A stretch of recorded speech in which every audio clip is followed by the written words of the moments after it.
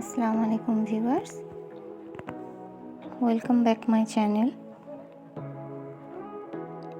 আজকে চলে এসেছি একটি রেসিপি নিয়ে, ছোলে রেসিপি।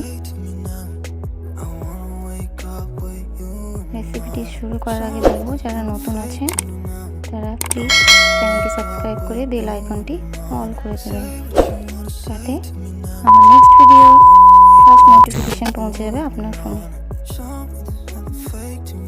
দেখুন, এবার ছোলে সমস্ত ইনগ্রেডিয়েন্টস নিয়ে নিয়েছি।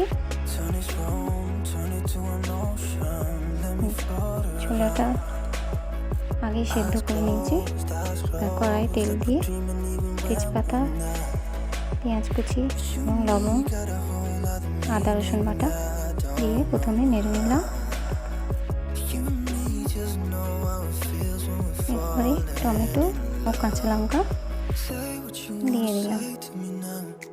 এর মধ্যে সেদ্ধ করা আলুটা একটু চটকে দিয়ে দেবো। এটা দিলে বেশ গ্রেভিটা হয়।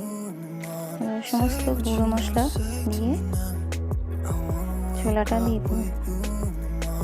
তার সাথে একটু গরম পানি অ্যাড করে দেব। এবারে ঢাকনাটা দিয়ে দিলাম।